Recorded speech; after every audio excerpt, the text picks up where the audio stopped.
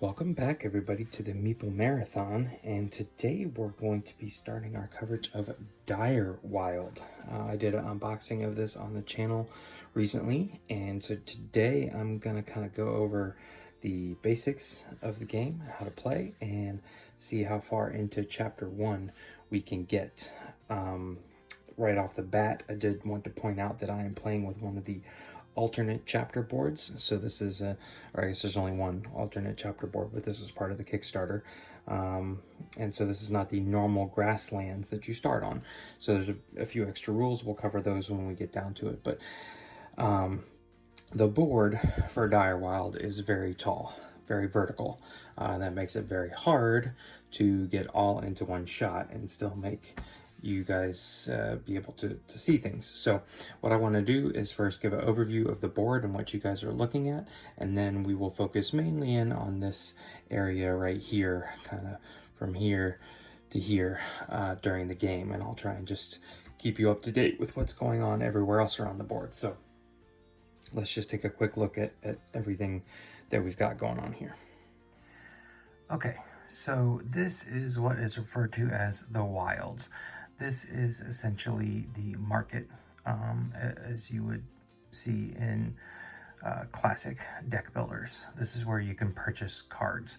The cost to purchase the card is in this banner up here. So two. These are all pretty basic cards right here. What's amazing about this game is how they handle the progression of your deck and the progression of your character and scale it up within each chapter. You'll see a lot of that come out here in a second. So right off the bat, you're guaranteed, no matter how well you shuffle your deck, to have cards that you can afford, but are going to be underpowered. They're essentially going to be drawn from this deck here, and we actually get to play with the top card of that deck face up. So for example, here you can see the totem jackalope. This gift, everything in this red banner is what happens when you play the card from your hand onto the table. Then after that, you'll look at this in this number in this little diamond shape. That is your charm. That's essentially the in-game currency, and you will add all this up on all of your cards, and that's what you will use to then purchase these cards out here in the wild. Then you will decide which one card is going to be your base card, and so you'll be looking at what's here in the black.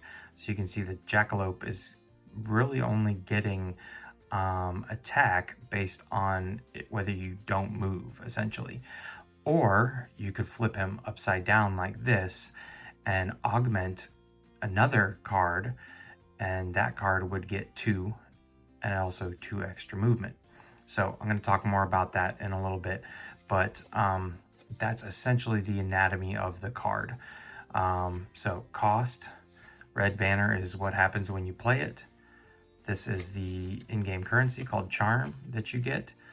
Fun picture. This is what what you get if you play this as your base card, and then if you turn it upside down, this is what you get. And you only get to choose one base card each round. So you have to have your one main animal, and then all the rest get turned into augmentations. And again, you get to play with, knocking other cards down. I get to play with that top card facing up, so I know what is coming. Now, this other deck here is advanced creatures. So these are the creatures that are going to cost more, but also be worth more. So to keep them from coming out into the game too early, what you can do is spend leftover charm to remove one of those cards off the top, and those are like locks. The amount of players you are playing with determines how many locks you place on top of the deck. And then you can see there's a lock on top of the advanced creatures, there's a lock here, set of locks here, and a set of locks here, and there's arrows in between. And so I cannot start working on, say, this lock until I have finished off these. Each stack has 4 cards in it. So essentially 4 charm anytime I don't have 4 charm to spend, or I want to spend you know, any amount of charm. I don't have to spend all 4 at once. I could simply, if I had, say, 4 charm to spend, and I bought this Eldvar Chameleon here, I would have 1 left over. I could get rid of 1 of those cards. And then essentially once they are all gone, I can then flip over the top card of the advanced creature deck and choose which one I pull down from time to time. I tend to keep a pretty even wild area. That way, if I do have a hand that's not very good with charm, there's still something I might be able to purchase. And so that right off the bat is one of the things I really love about this game, is that most deck builders, you have your in-game currency, you accumulate that currency at the beginning of your turn, and you spend what you can spend, and any left over you just lose. Well, this one, there really is no leftover charm per se, because you can use 1 charm to destroy a card in the wild. So say you don't have any wish to ever draft the Eldvar Chameleon, you can destroy him, and say you know you want a totem jackalope, you can bring him down. So if you had 4 charm, you could essentially destroy this one, bring it down for free, and then draft the jackalope for 3 more. So that would be 4 total.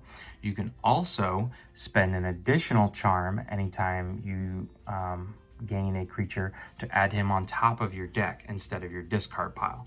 That is a beautiful just rule, in my opinion, and that is the case for all of the creatures.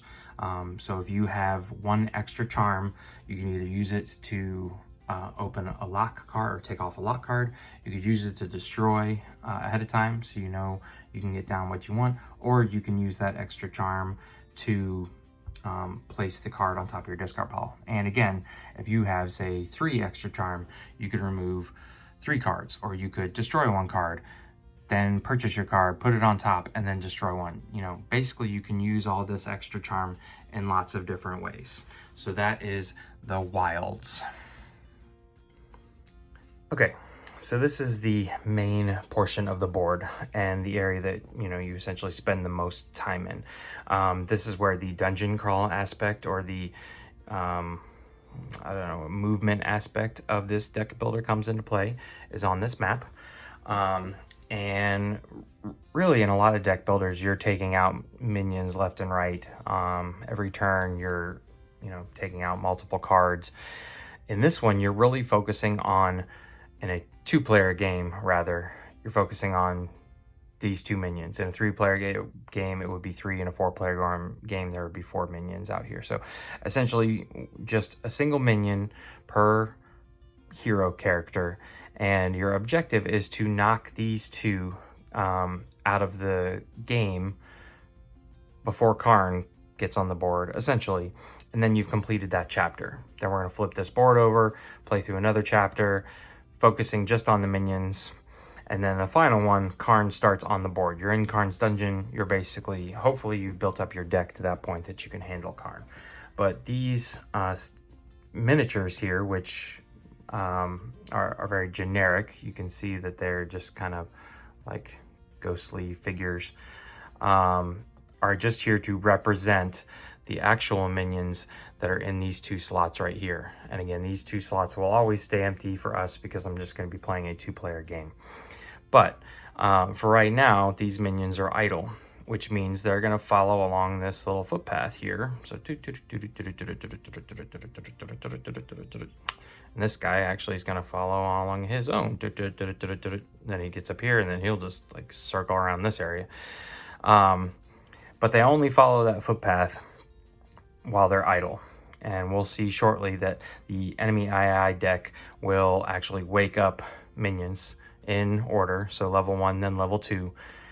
And so then they'll start actively walking towards the heroes. They don't just guard this footpath the entire time. And if at any point you ever engage a minion, attack it, then obviously it's going to wake up, because we have no idea what their fight level is at this point. We do have a rough idea that usually the level 1 minion is 7 attack, the level 2 is going to be a 10. But they don't always stay that way. So you'll notice there are these scales to the right of all of these cards. These scales represent the minions and Karn, the enemy, taking poison, losing stamina, being distracted, anything like that. It's grouped onto this one chart here. And so you can see, say I distract a minion and then I poison him, and then poison him again. His 10 becomes -2, so it's really an 8. So you will see that's going to be my objective a lot, is that before I even attack a minion, I'm going to see what all can I do to him to get his numbers down, making it easier for me to attack. Karn has the same thing, and there are ways for them to go up, which makes them harder to hit. So like I said, we've got our minions here who are just traipsing around the board, and then we're going to be going into battle with them. These tokens here represent treasure cards, we'll see in a minute. This symbol here in the middle is where, when Karn does come onto the board, if we don't take care of these guys in time, he comes on right there. And these two other symbols really are just where these other two minions would start. You can see there's the red one for him and the blue one for him. Karn over here essentially has this special deck, and we'll talk more about Karn when the time comes, but really what you want to do is you're going to have to beat 15, and for every number higher than 15 you're going to be taking cards off of his deck here, and then you'll flip one over, and here we'll just kind of use one as an example here. So this is what a Karn counterattack would look like. Basically, anytime you do damage to Karn, you don't fully defeat him.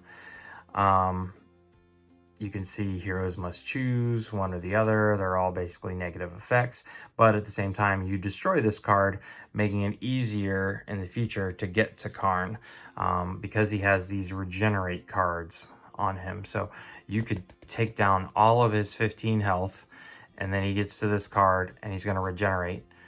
And then he gets all the way down, he's going to regenerate, and the amount of regenerate cards in the game depends upon, again, the characters. So we really kind of have to kill this guy 3 times, but incrementally we're going to be removing some of his base health. Last but not least is this stack right here, you'll see says fatal wounds across the top. Fatal wounds are different than regular wounds, but they look exactly the same in the card. We use the same card, but fatal wounds are essentially a timer system for each chapter. Anytime we lose a battle with a minion, we have to take a fatal wound. If we are engaged with a minion and we want to disengage to move elsewhere, we have to move a fatal wound out of this stack and into the regular stack. And once Karn makes it onto the board, every round he starts on the board, we have to move a fatal wound out of this stack and put it in the regular stack. There's only 6 fatal wounds right here. So essentially, you know, we have more than 6 rounds, but once you get into the dungeon and Karn starts on the board, you only have 6 rounds. So that final round goes very fast. What else do I want to point out? This right here is essentially just goes through the steps of each round. Very helpful. I have something like this right in front of me. It's a little bit bigger. Very handy, nice, thick player aid. On the back is, you know, just some iconography stuff. So that's very helpful. Last thing is that Karn, on the AI cards, you'll see he's going to have symbols where he's going to be moving closer and closer to this symbol. Once he's on this symbol, the next turn where he gets a movement symbol is when he comes out. So it's essentially 1, 2, 3, 4, 5. On the 6th turn, he comes out. So I remember I said that this was kind of a timer. That's kind of a timer too, because that's how much time you have before the big bad guy comes out. And once he's out, he definitely kicks in the timer. It makes it more difficult. He's chasing you around, yada, yada, yada. And last but not least, our players start here in the staging area. They don't actually start on the map. They will enter onto one of these 4 squares here. And so if for some reason a minion does get activated on the first turn, they have nobody to go towards, because these guys haven't like portaled in to the kin hollows down there. Okay, so let's look at the rest of the board. Okay, so this is the very bottom of the board. And we have a few things here that for the most part, you guys don't need to see during the game. So I'll probably cut off this bottom part of the board. But this first part is the AI cards. This tells us a lot. And so I'm just going to go ahead and show you guys one, and then I'll reshuffle this deck. Okay, let me pick a different one here. I'm just going to shuffle all these anyways. There's one. Okay, so there's a couple things to note on this card. One is this is going to move Karn one step closer to the portal where he comes onto the board.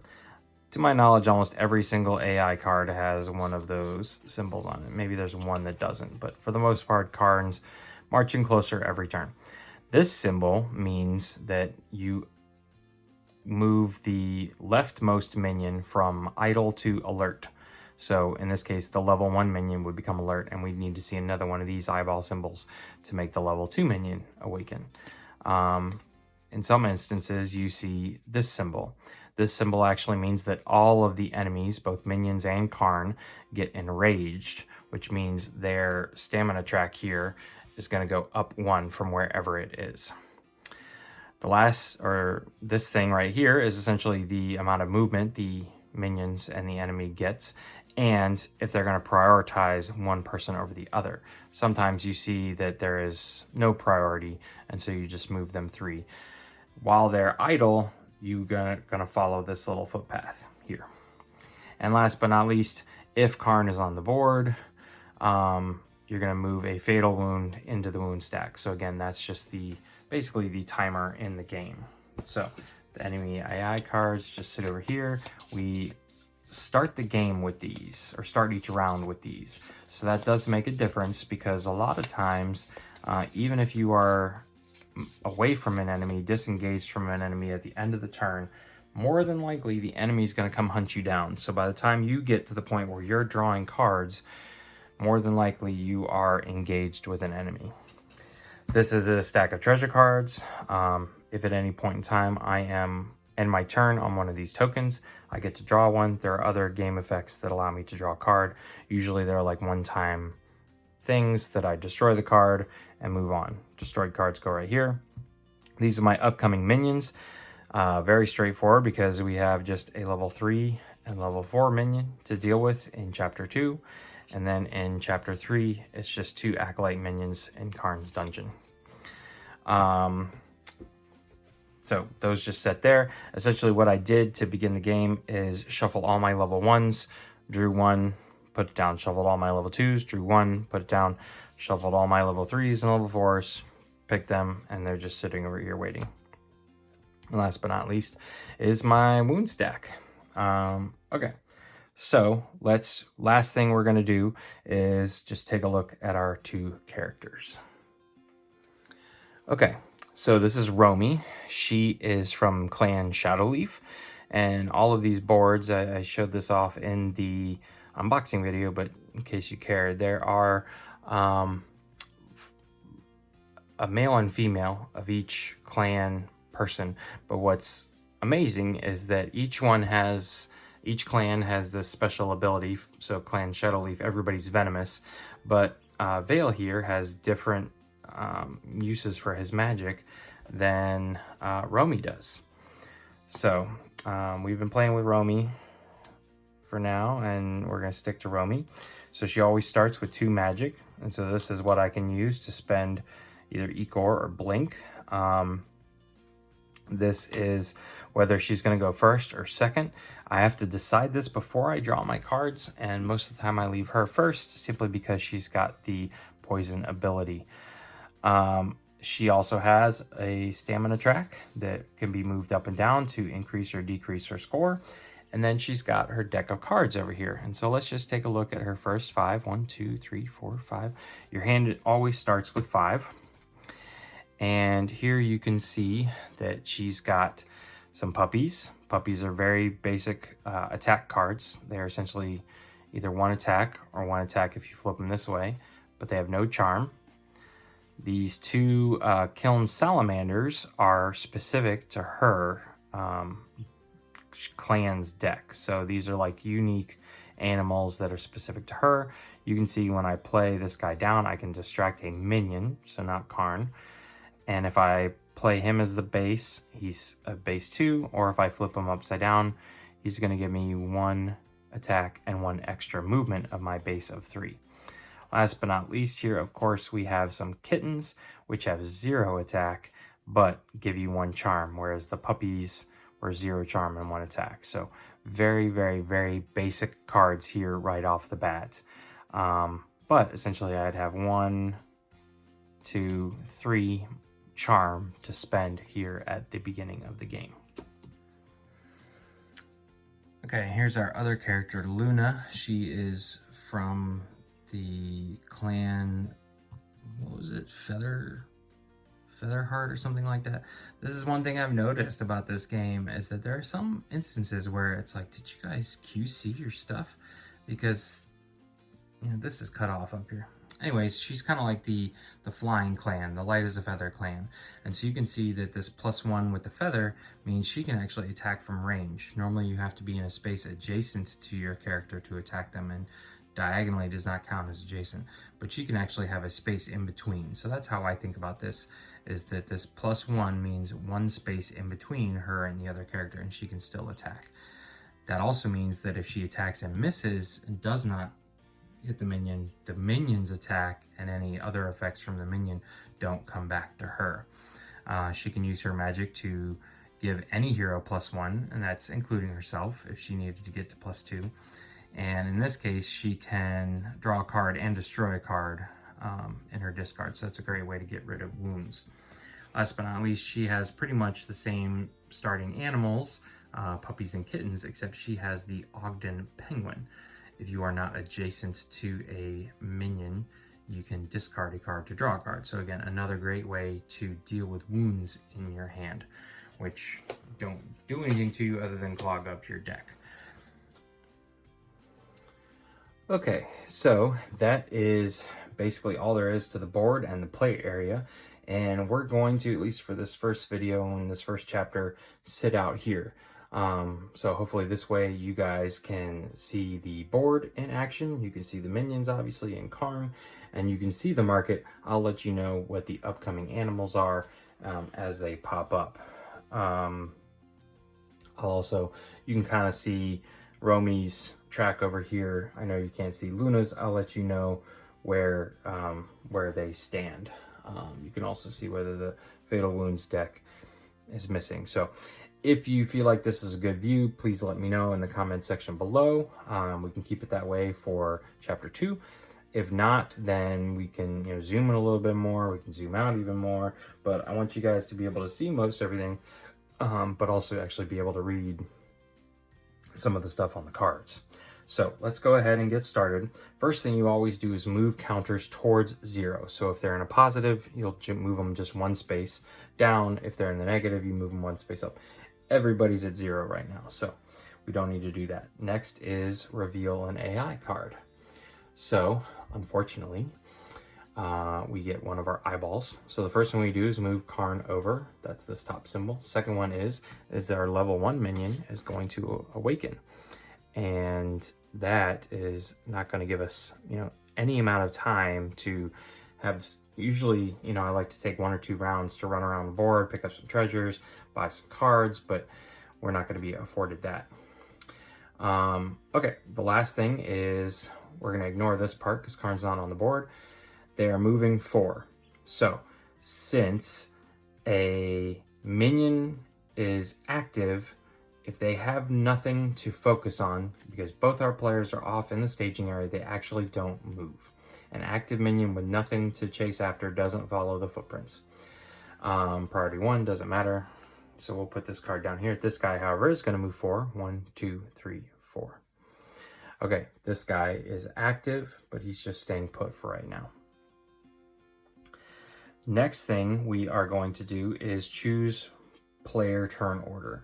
For right now, I don't think it's really going to matter. So Romi is going to stick with number 1, Luna number 2. That's going to be that way until I change it. Next, we would draw cards. I actually drew cards during the setup. So now let's go through and put them down. So these, essentially, as you play them, are really just counting your charm. But these two guys, each time I play them, I may distract a minion. And so I can actually do that twice. So I'm going to be able to distract our minion here, boom, boom. Now, I don't know if you can see from up there, but there's these, the bottom two boxes are slightly smaller.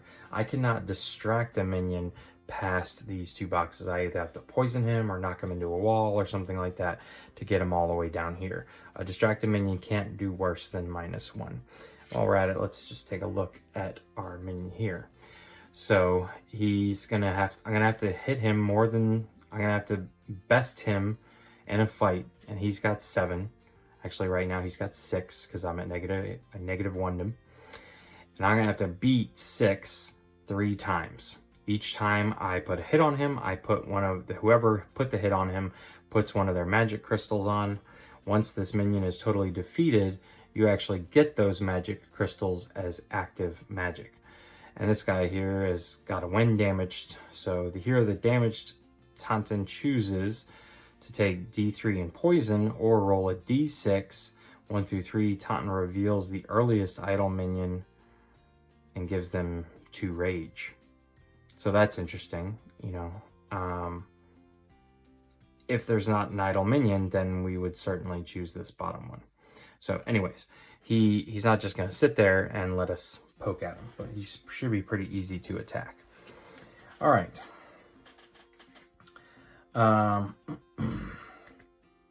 So these last guys here, this is for Luna.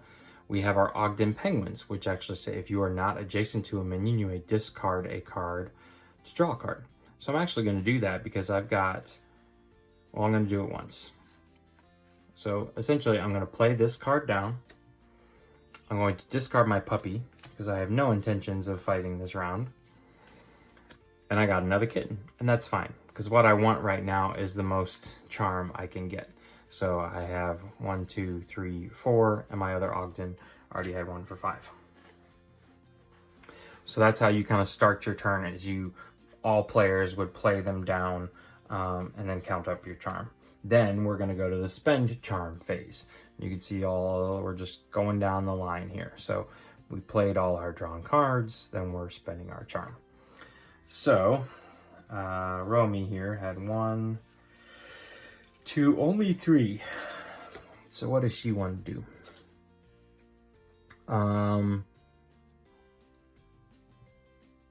Now, just judging from experience, Luna, I like getting Luna the bird cards because a lot of them add additional range to her, and she can become this powerhouse shooting from range. And this card here is going to give you bonuses the more raptors you have. So I'm focusing on these 2 cards for Luna. So what I'm going to go here is a Ridgeback Ram, which has the potential to get to, 3+ and is pretty cheap.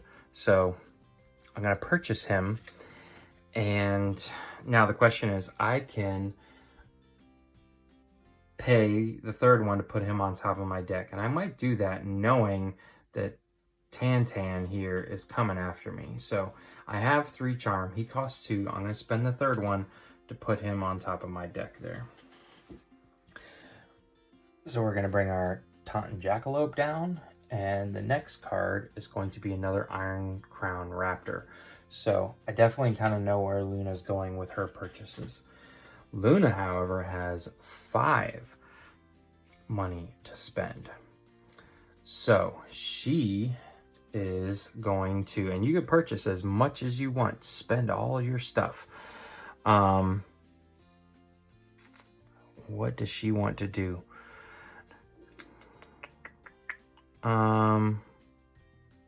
Now, I can purchase both of these. I could actually pay to put 1, but I kind of want to keep them together. Not,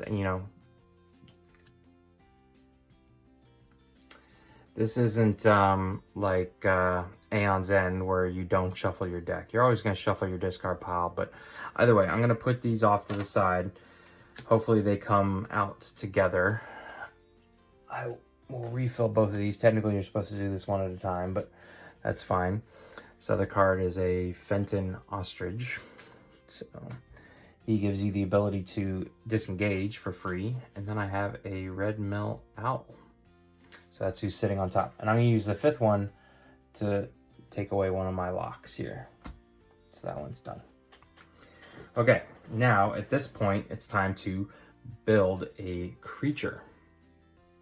So what you want to do is pick a base creature. So I'm going to pick the Kiln Salamander, I think. No, actually, let's see. 2, 3, 4, 5. Now, how you do your attacking is you take your, let's just say, for example, my kitten's worthless. I could throw him in there to get this cute little fluffy adjective, but for the most part, kittens are worthless. So if I turn all these other ones upside down and stick them on top of the Kiln Salamander, you can see that I have created a slippery, loyal, wild Kiln Salamander. He's going to have 2, 3, 4, 5 attack, and he's going to give me an extra point of movement. My base movement is 3 for all characters, so I'd have 4 points of movement. So again, 2, 3, 4, 5. Then what I would do is I'd look at my minion. I could see he's at 6, so I'm not beating him yet, but I get to roll a D3 at first. That very last set of locks up there, so I have to unlock everything else. The very last set of locks lets me roll a D6, but right now this is a D3. Essentially, it's a 6-sided die with 2 1s, 2 2s, and 2 3s.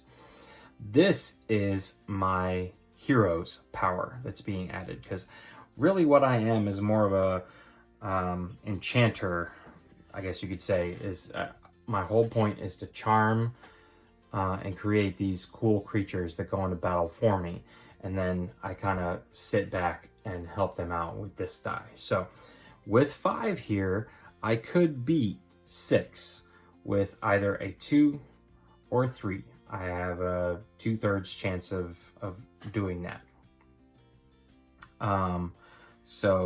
But if I run up there and I roll a 1, which is the worst I could do, the tie goes to the minion. And I would take a fatal wound for that.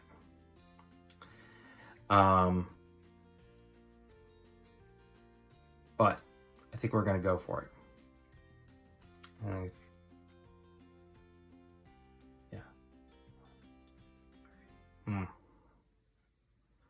That's a bummer. Okay, no, we're good. Okay, so again, we are at 5 total. So I'm going to set our person down right here so you can keep an eye on them. And we have 4 points of movement. So I can come onto the board in any one of these 4 right here. So I'm going to come on right here. 1, 2, 3, 4.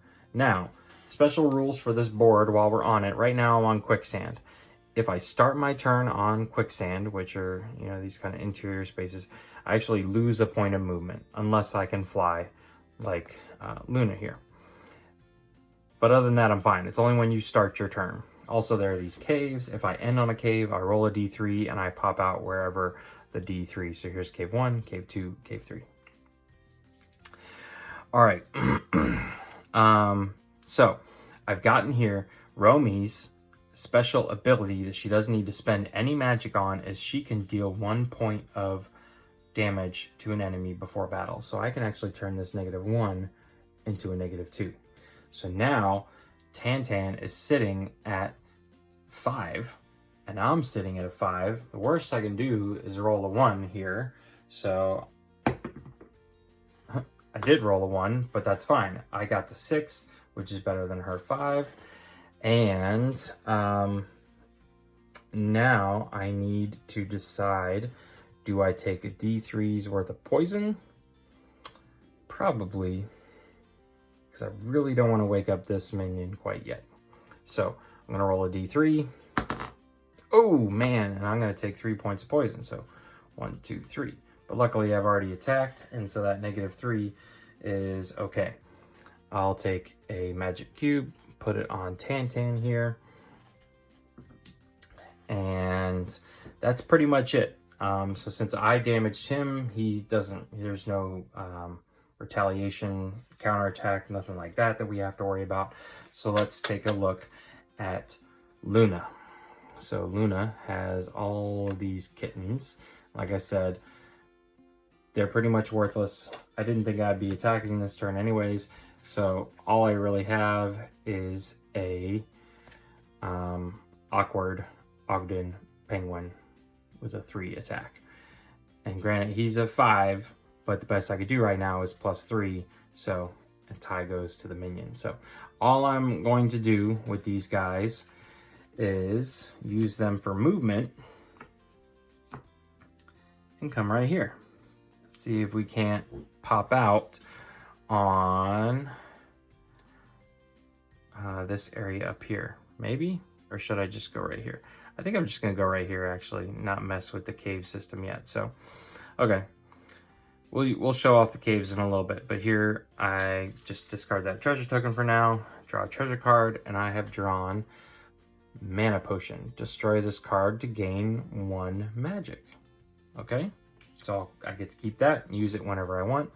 All right, at this point, the adventure phase where I move, battle, and all that stuff is finished. I can discard my animals, my summoned animals, and that is essentially 1 round of a chapter. So again, you know, at this point, we need to focus on this minion. This guy's going to continue to be idle unless I flip over another eyeball symbol, which would not be a great way to start. And we have about 5 more rounds before Karn can make it onto the board. Okay, so let's move on to the next round. So the first thing we do is move counters. So Romi here is going to get 1 step closer back to 0, and this person is going to pop back up there. Okay, then we will reveal our next AI card. So we're going to be moving Karn. Again, that happens almost every single one.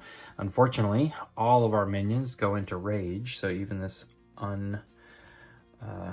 undeclared one here.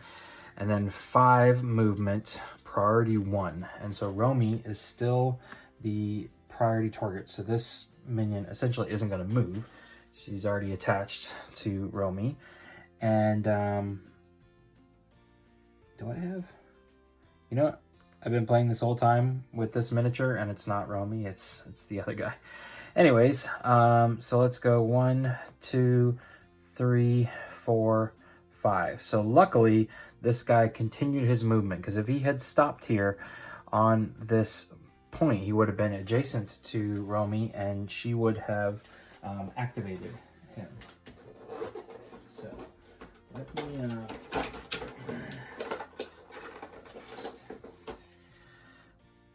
There we go. These figurines kind of look more similar there, though. So, not that you guys could even tell, but I realized that and wanted to correct it. Okay. So, next we choose player turn order. So, obviously, I think just, again, Romi having the venomous trait, she's going to continue to go first, and we'll have Luna hopefully swoop in and maybe land the finishing blow, or maybe we'll have her, you know, kind of go up here. So let's see here. I'm gonna need to shuffle for Luna.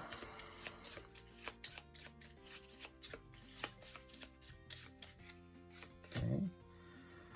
And Romi should have exactly 5. 1, 2, 3, 4, 5. No, somehow she has an extra card. Okay. Oh, because we put the ram on top. All right. So we have drawn our cards. Now we're going to play our cards. Romi's going to go first. She basically has a bunch of kittens, which is not going to be very helpful. And this Ridgeback ram. So let me look. I don't think... Nope. Luna here is not going to be very helpful at all either. So I have no way of swapping these out, per se. So let's see, 1, 2, 3, 4, 5. Let's just go ahead and spend our charm. Now that Ridgeback ram does get a benefit from anyone with the kind of ram capabilities. So what I'm going to do here with this Eldvar Chameleon is go ahead and draw him. I'm not going to worry about, if I had like a card draw ability, I'd put him on top, but I don't. Oh, so that's going to bring down our red melt owl. Let's see who's next. It is a fogmount parrot. And so I'm going to use my other two to take 2 more locks off of the advanced creature stack. Okay, then on the other side, Luna basically just has puppies and kittens. So unfortunately, just 2 kittens. So not a whole lot of money here, but we are going for birds. So what I am going to do here is, and that's right, I wanted to get the raptors. I already have 2. So I'm going to spend my 2 money here on this Iron Claw Raptor. Unfortunately, that's all my money. I can't get anybody else. So the Fogmount Parrot comes down. And next up, we have the Velda Hummingbird. Draw a card and you may destroy a card in the wilds. Well, that's not really doing us any good. All this guy's really adding us is a card draw and then an additional range, which could be useful. Okay, so starting with Romi, before we get any further, we need to decide whether it's even going to be worth it for us to attack with this lone Ridgeback Ram here.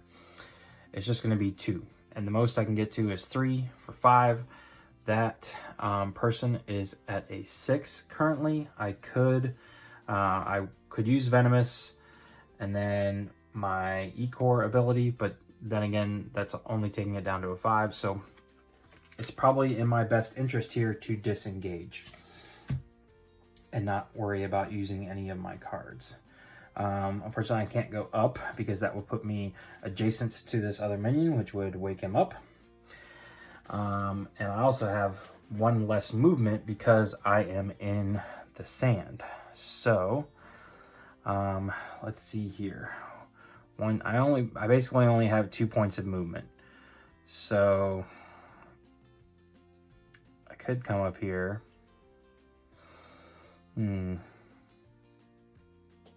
I could, though, and this is what I'm going to do here. Hopefully this doesn't bite me in the butt. But I'm going to spend a magic from Luna that says give a hero +1. So I'm giving Romi flight for this turn. So actually going to have her go 1, 2, 3, end on this cave right here. And now we have to roll a D3 and 2. So luckily we did move.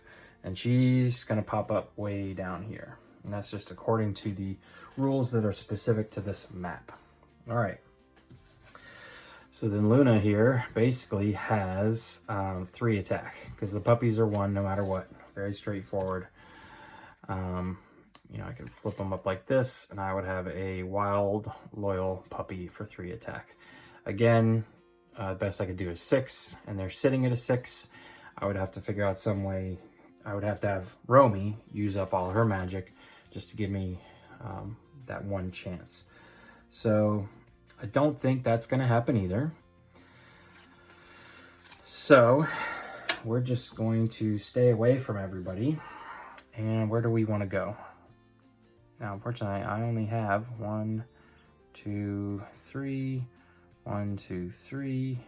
Yeah, let's stick it out right here. I could decrease my stamina. Maybe I'll do that because I'll get it right back. So I'll decrease my stamina by 1 to come up here. And let's do it one more time to come here. So I'm at a -2, but I don't plan on fighting anytime soon. But that's going to allow me to draw a treasure. It's another mana potion. Destroy this card to gain 1. So, all right. So that's essentially the end of that round. So what do? We move counters. This guy's going to come back to even because we didn't hit him at all. This guy's going to come back down to even. I forgot to move Karn up, but that's fine.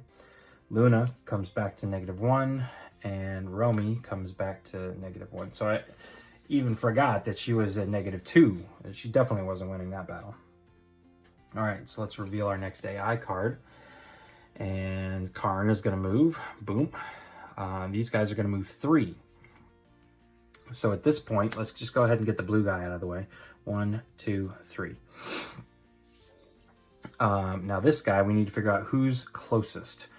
So 1, 2, 3, 4, 5, 6, 7 to get down here. 1, 2, 3, 4, 5, 6, 7. Okay, so you say, oh, they're tied.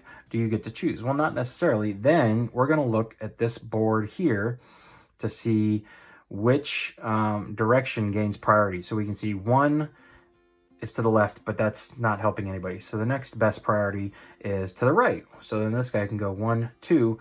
Well, then he runs into a wall, so he can't go any further. So then does he go up or down? He's going to go down because 3 is the next best priority. So there you go. He is right there.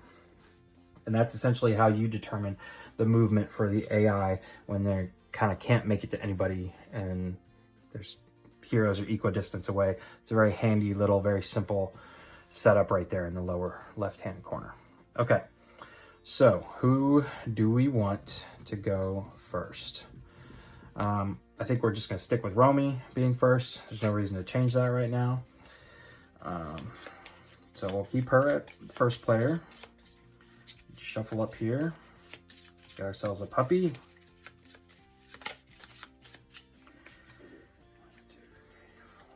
Okay. All right. And Luna. Let's check out Luna's cards. 1, 2, 3, 4, 5. Okay. So Romi first. Puppy, kitten, kitten, puppy, and then the Eldvar Chameleon. You may replace this card with a 0 to 5 card in any player's discard, which is interesting, but he's pretty good right off the bat. I actually don't want to use his ability. I want him for this ram capability and the 3 attack.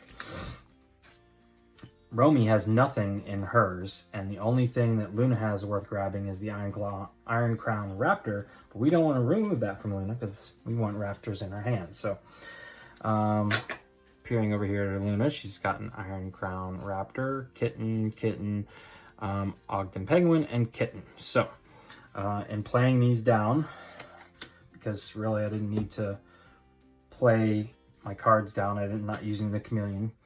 The Ogden Penguin, I'm going to discard a kitten to draw, ooh, there we go, a Compy Raptor. So perfect. Now I've got 2 Raptors in hand, and we'll see how that plays out here shortly. All right, so let's look at Romi. 1, 2, 3. 3 money to spend. We know that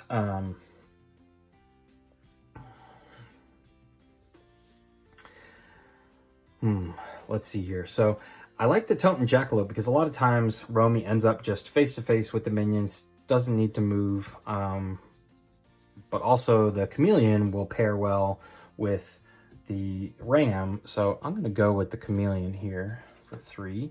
We're going to bring down the hummingbird. And next up is Great Winged Vulture. So again, Luna's kind of the bird person, and Romi's kind of becoming the ram person. Maybe we can get her some poison in there too. Okay, and Luna's got 1, 2, 3, 4, 5. So lots to play with here. Okay. I think I may purchase the Fenton ostrich, but what I'm going to do first is spend 1 to remove this final card right here. And now I can flip this over. So our first thing is a Blightwood Basilisk.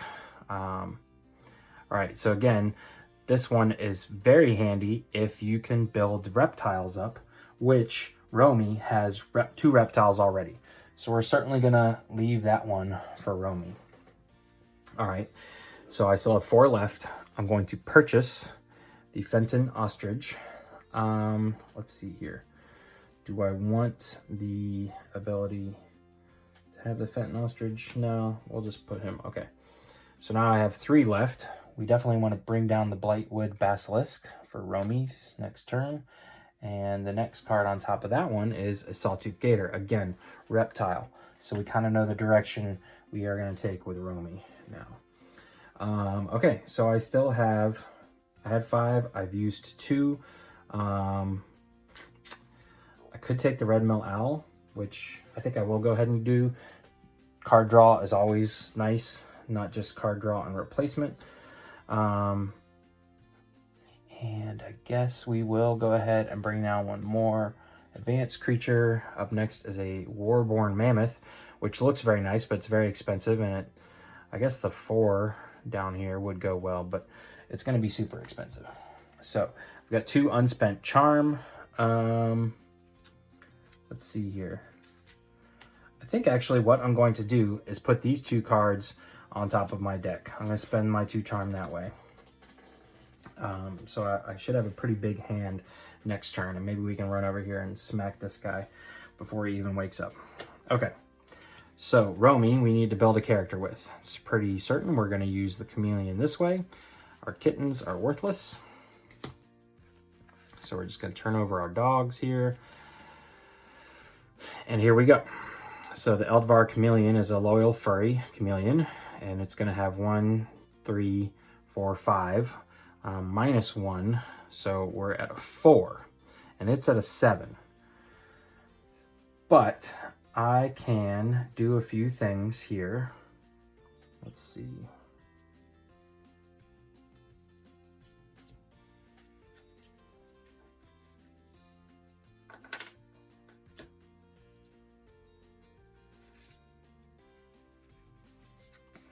Okay.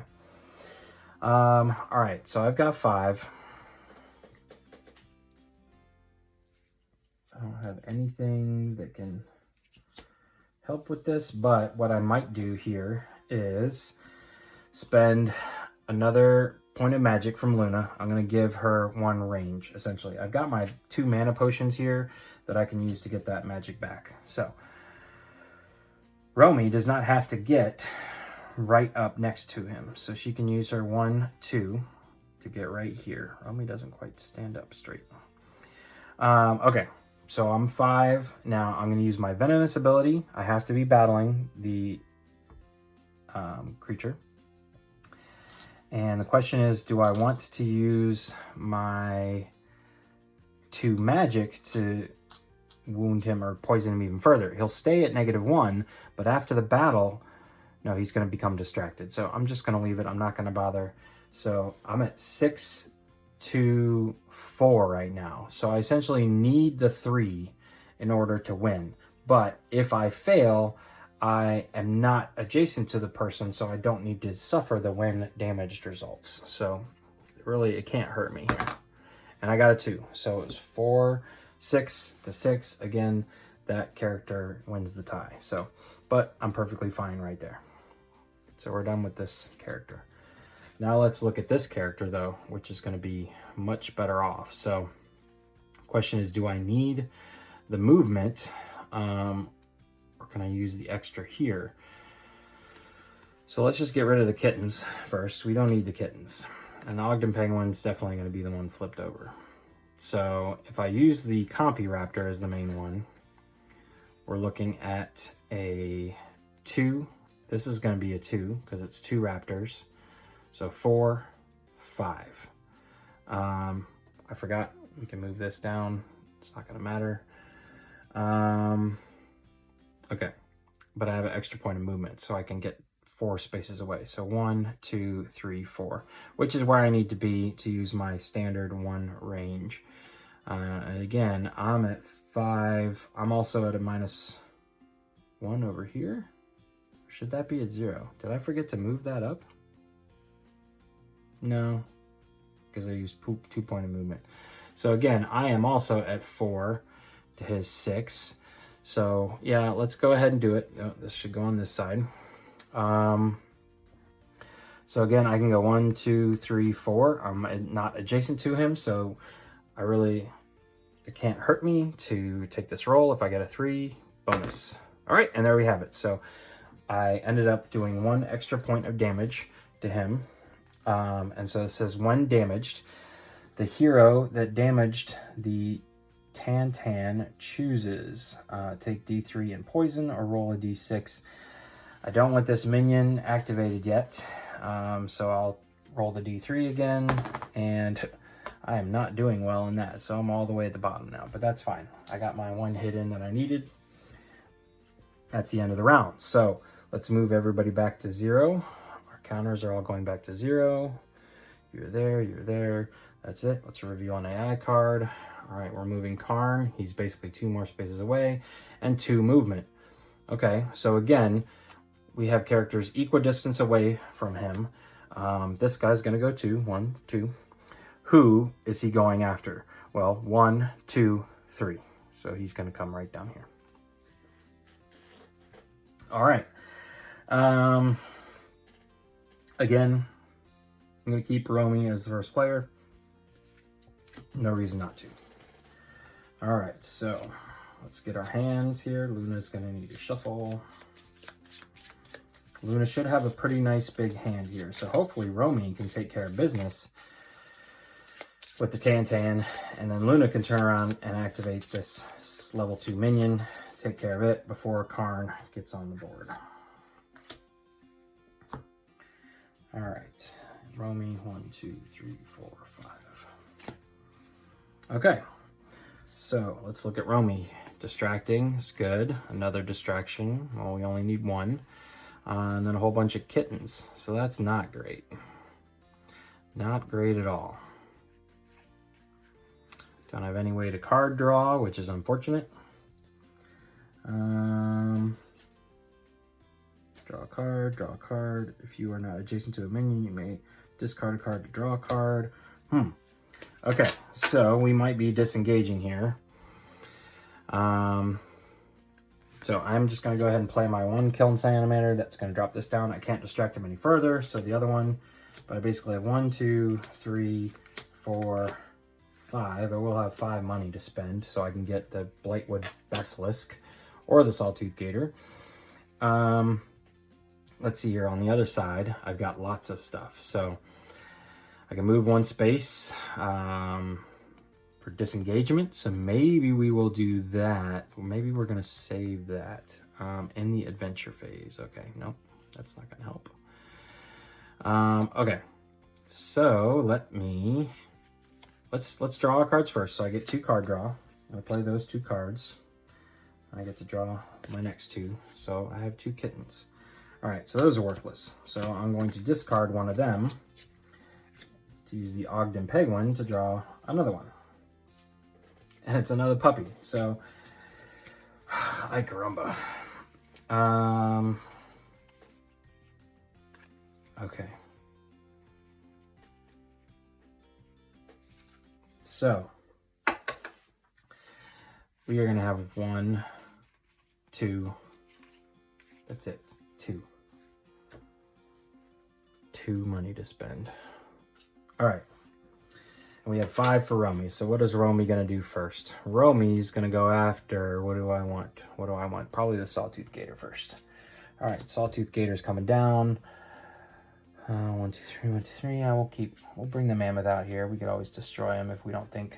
Next is a Shadow Mist Raptor. So we definitely want to see that one coming down. But with my 2, I could destroy a card, but I'm not going to worry too much about it. I'm going to take the 2 locks off of the next one, which the next ability is that if I don't battle someone, I can return 1 card that I didn't, use in battle, essentially, to the top of my deck. So, if I have this just crap hand, or maybe it's all kittens and I have 1 good card, I can put that 1 good card back on top, so I know I'll have it next round and hopefully build a better hand next time. Okay, then what we're going to do, so we're now in the adventure phase. And, for Romi, Romi's creature is essentially worthless. I've got the Kiln Salamander, which would be hitting for 3, but it's going to give me an extra point of movement. Over here, however, I have some better prospects. So our kitten is worthless. The Fleet Bird is technically going to give us a little bit extra. So let me just get my handle on all of these here. So the card draw helped me create this bigger, badder animal. So my Fleet Smart Hyper Loyal Wild Ogden Penguin here is got 2, 3, 4, 5, 6, which is much better. So I'm going to use Blink, which is going to cost me 1 charm, which allows me to switch spots with another hero. This does not count as a disengagement. So I'm going to go boop. and Luna is going to flop in. So Romi still is going first. Romi is going to just take 1 point of movement and end her turn right here. So she's going to get a treasure card, and that treasure card is Omni Mana Potion. Destroy this card to gain 1 and have another hero gain 1. Okay, well, that's nice. Okay. All right, so again, I am...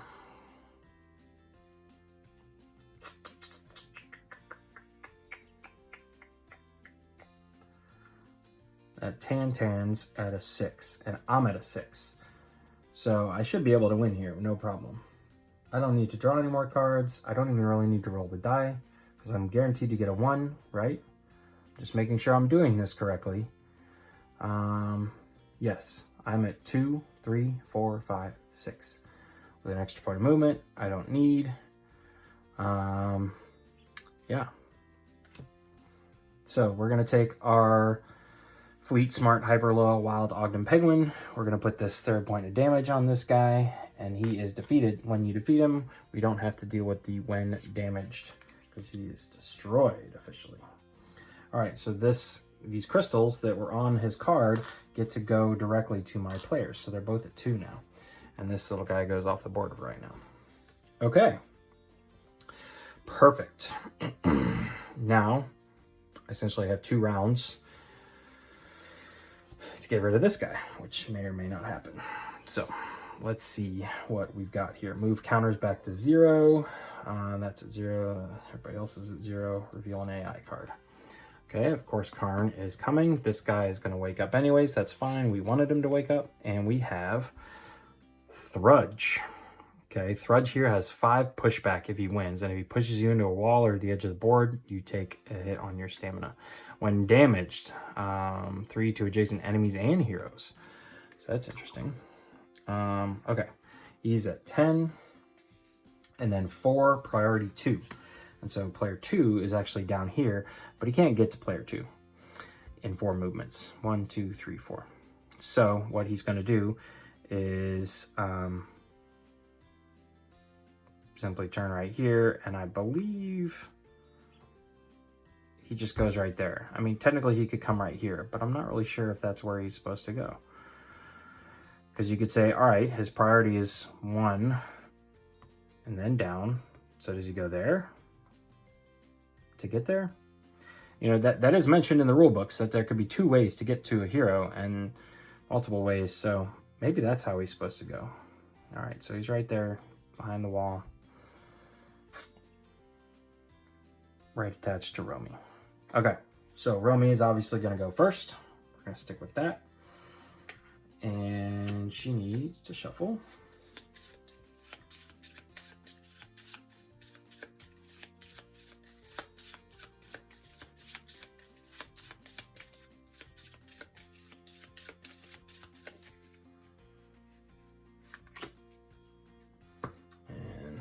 Bring these down. Luna needs 5 cards. 1, 2, 3, 4, 5. And let's see here. All right, we've got the Ridgeback Ram. We've got the Eldvar Chameleon, which is going to boost him, so that's good. And then a bunch of kittens and puppies. Okay. No, don't really want to do that. So I'm going to be dealing with 1, 2, 3 money to spend. Let's see over here. Is there anything to look at? Raptor, good. Raptor, kitten, kitten. Okay. All right. So what I'm going to do actually is spend 2 of my 2 crystals here from Luna. During the summon phase, I can use Rush, which is pick a hero to draw a card. So I'm going to use that on Luna. All right, good. Got me another Raptor. And then I can destroy a card in their discard. Okay, I thought it was card in hand, but what I don't need anymore is one of these kittens. So I'm going to destroy a kitten. Don't think too badly about it. I try not to. Okay. All right, so then I can reveal the top 3 cards in your deck, discard 1, return the rest in any order. I don't know if it's really worth... I technically only have 1 card in my deck, so I'm not going to bother with all that. Okay, so Romy first had 1, 2, 3 charm to spend. She really wants that Blightwood reptile. Who do we not need up here? Probably the totem jackalope. I want to get the raptor down. So let's destroy the totem jackalope for 1. It's going to bring the raptor down here. And then I'm going to spend the other 2 to get rid of these 2 locks. So now if I don't battle, I can return 1 card to the top of my discard. Over here, I've got 1, 2, 3, 4, 5, 6. Perfect. We know exactly what we're doing there. Unfortunately, I don't have any way to draw him. So I'm going to pick him up and spend my extra charm to put him on top of my deck. I could spend a lot of my mana potions here to be able to do that whole thing again.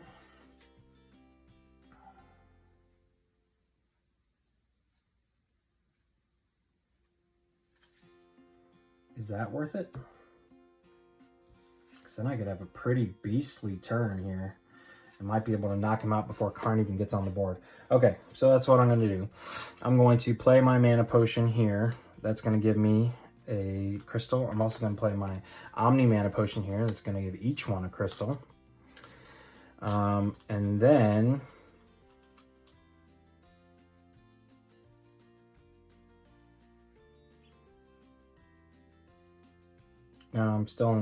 I'm no longer technically in the summon phase. So I don't think I can do that. So I'm just going to take these back. I don't think that's a legal move anymore. Because I'm already spending out my stuff. I believe that's why it says summon phase, so I can't purchase a card and then draw it into my hand. Blah, blah, blah. So next up we have a Death's Head Ant. That's going to be going into the market. That's an insect.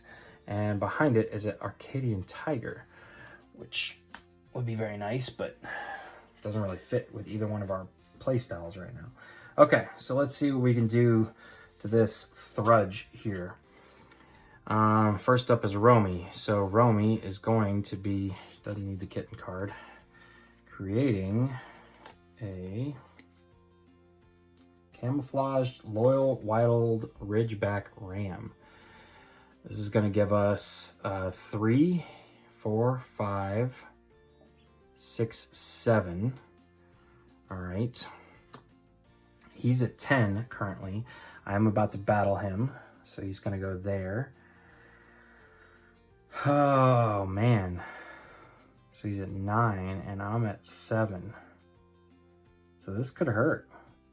I could end up not making this, because I need 3, 5, 6, 7. I need the perfect 3 roll.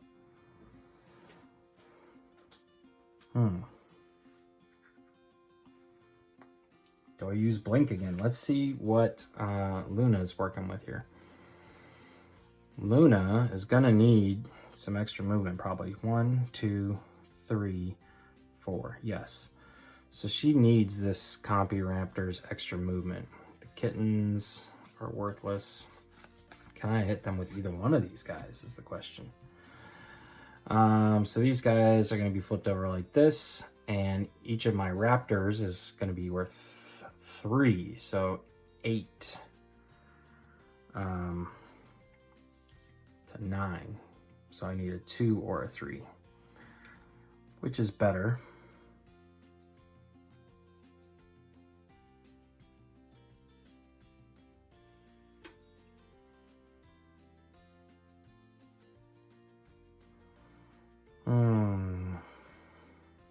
What to do. So I need a 3. I need the perfect roll with my Ridgeback Ram. If not, I can put the Ridgeback Ram back.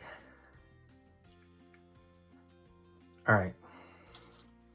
But then I'm losing my ability to do E-Core at one point or another. Oh, man. Okay, this is what I think I'm going to do. I'm going to spend both of my magic to do E-Core. It's going to drop him down No, that's not. That's pointless. Pointless. Okay, I'm going to go for it. Karn's coming up on the board next. Oh, and I got it. All right.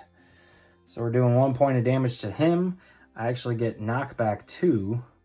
So he's going to go right here, run into the edge of the board, and so he... does he take the damage and then become distracted? Oh, unfortunately, I wish he could be right there. Okay, but either way, we got it. So now, unfortunately, Luna here has to go 1 extra movement. So she can go 1, 2, 3, 4. But she needs...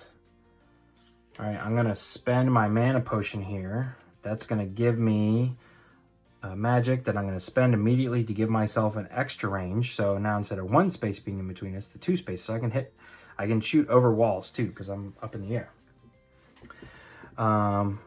Okay, and Romi is going to go ahead and spend, because this is before a hero battles an enemy, deal 1 damage to that enemy. So now this one that's a 8, and he's at 8, I can't lose no matter how much I do it.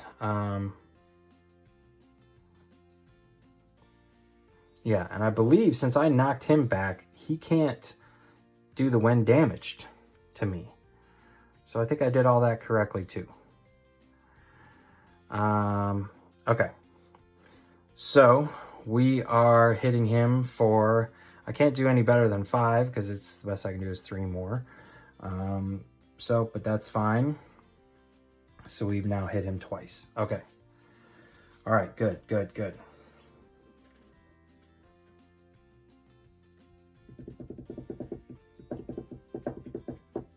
Okay. All right, I think we're good. So everybody moves back to 0. Everybody else is at 0s. Reveal an AI card. All right, we know Karn's coming onto the board because he's already on his portal space, so he's going to come right here. Then everybody's going to move 3. Unfortunately, boom.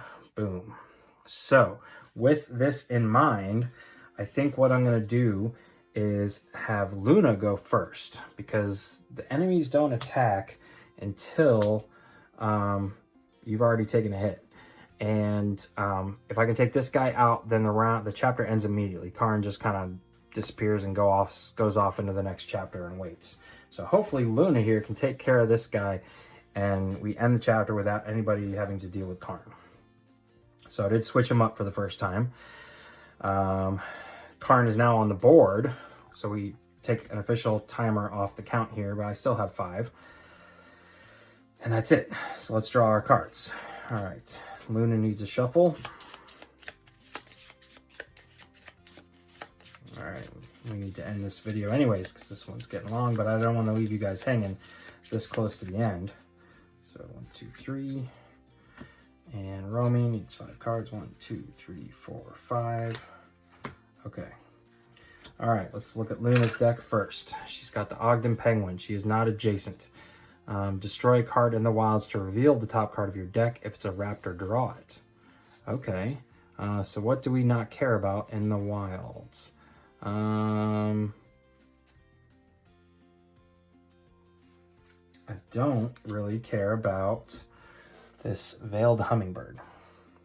Okay, so we do bring one down. I'm gonna bring this guy down. Behind him is a pebble crow. Okay.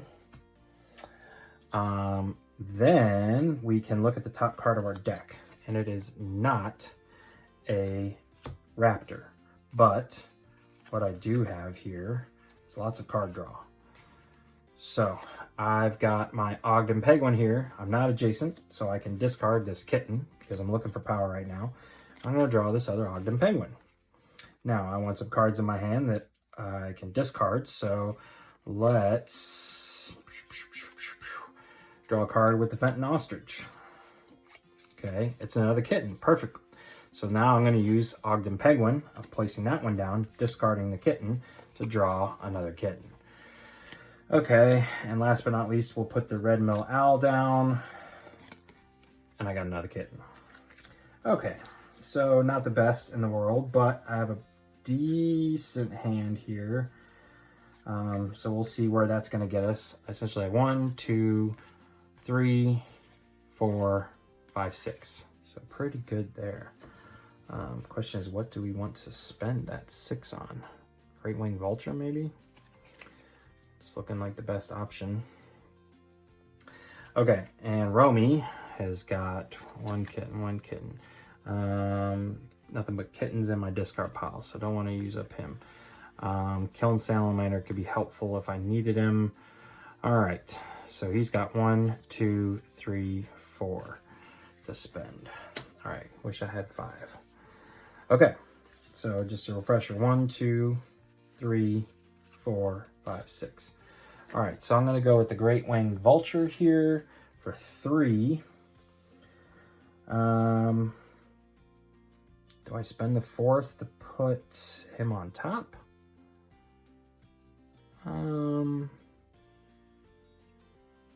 No, because I've got 6, and this guy's actually going to pair well with the vulture, so I'm just going to take both of those. Let's see who's next up here. A Compyraptor, so I'm definitely going to bring him down. All right, and then over here I've got 4. So unfortunately, there's not much I can do with that. Let's see what's behind the Compyraptor is a Conlon bear.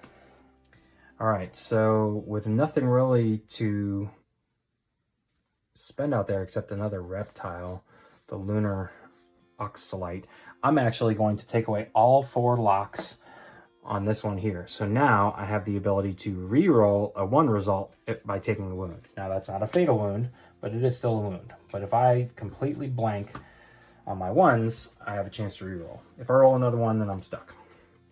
I think I could probably keep taking wounds. I'll have to look into that. Okay. All right, so we're done with these guys. I think I shuffled and forgot to have those guys into my decks. Okay, that's unfortunate. All right, so up first is Luna. So let's get rid of all of these guys here. And I want, who do I want to have first? Probably you. Okay.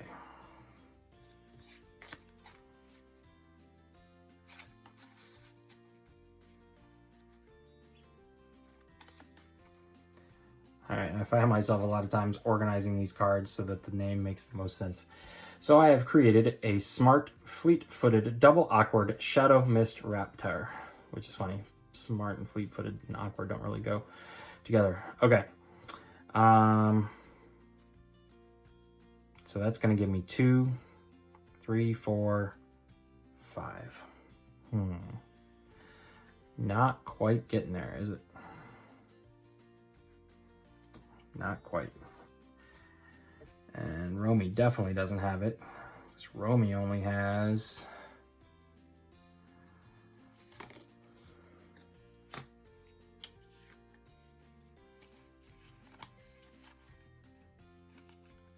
three, 4, 5 as well.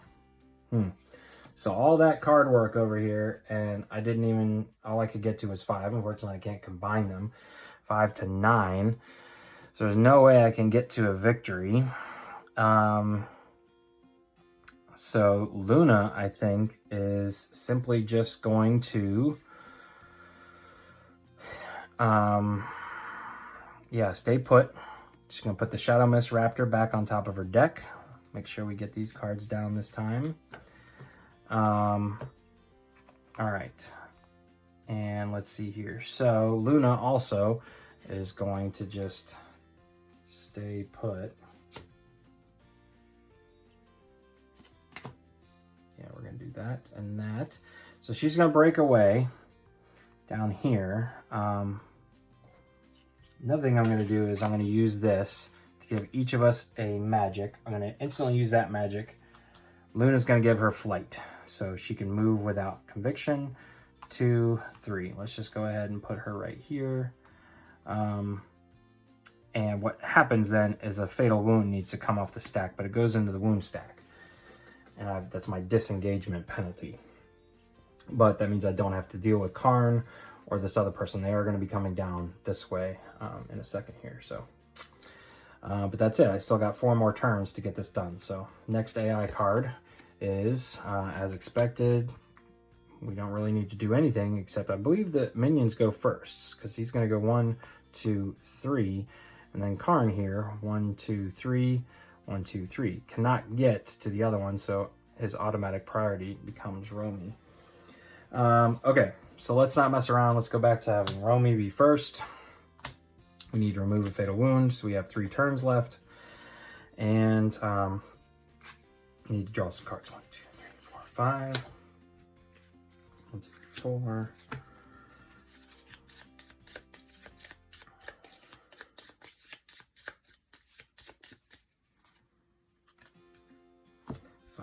Okay, so Romi has got Kitten, Worthless, Sawtooth Gator is pretty good, Killing Salamander, and the Eldevar Chameleon. Okay, so I got a decent amount of reptiles to augment with the Sawtooth Gator here. Okay, nothing really that I need that's any better. No, so we're gonna stick with the Camouflage Chameleon. So we've got 1, 2, 3, 4, 5, 6. All right, let's look over here, see if anything would change. Destroy a card in the wild to draw a card. All right, so let's, if it's a raptor, draw it, or draw this one. I wish I knew what it was. Let's go ahead and destroy a card in the wild first. I don't really need the Fogmount Parrot. What do I want? What do I want? I feel like I need more of these cards coming down now. Need to get serious here. Red Mill Moose, okay. All right, but I can look at the top card. It was not a raptor, so it's a fenton ostrich. So I will go ahead and play my Red Mill Owl to draw that fenton ostrich. It's going to allow me to draw a card. So now I've drawn an Ogden Penguin. Ogden Penguin is going to allow me to discard one of my puppies to draw a card, and I drew a friggin' kitten, which actually makes it worse. All right, so 1, 2, 3, 4, 5, 6. So we're definitely going after the Blightwood Basilisk, and hopefully this is it. So I'm just gonna go ahead and put that here. Use the last one to do that. Bring down the Red Mill Moose. And we've got one of the mythical creatures, Ratatoskr. So that's an interesting one to have in your hand. Period. Let's see. Okay, and then here I have 1, 2, 3, 4. Just 4. Well, I know exactly what I want. I want the Compy Raptor here, and I'm going to use 2 more. Oh, I'm so close. This last one allows me to roll that D6 instead of a D3, which would be super helpful at this point. Okay, so Romi's going to go first. And Romi, unfortunately, doesn't need these kittens. You know what? I think this guy should have been up here. I think I forgot to move him, but I could have distracted him anyways. So he's going to come back down here. And essentially what I have created here, this sawtooth camouflaged slippery gator here is getting +2. So it's essentially 6. No, 4. It's a 4, 6, 7. So what is this guy? He's at a 9, but I'm definitely going to hit him right there. So now he's at 2, -2. So he's at 8, and I'm at 4, 6, 7. So the 1 is the only thing I can't take, and I can re-roll that 1 if needs be. So I think we're okay.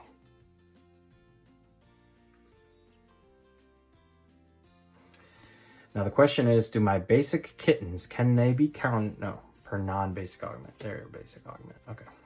All right, so just anything but a 1 here, and I win the chapter. If I take a 1, then I take a wound and reroll. Boom, that's all we needed. All right, so this guy is done. That's going to be another thing for her. He is defeated, so 2 more over to Romi, 1 for Luna. And at this point, the round instantly ends. So I believe we don't have to deal with Karn being right next to us. I could be wrong about that. If that is the case, please let me know. I'll simply add a wound to my hand, but your fatal wounds get reset. We're actually going to reshuffle our decks. So everything kind of resets as we move into chapter 2 here in a second, which we can just flip that board over and show you guys. It's going to look a little bit like this. So that's going to be it for this video. In the next video, we will take on the Ember Break Crater. Again, continuing with Romi and Luna. If you enjoyed this video, please consider giving it a thumbs up. And if you'd like to see more videos like this, please consider subscribing to the channel. Once again, thanks for watching. Have a great day.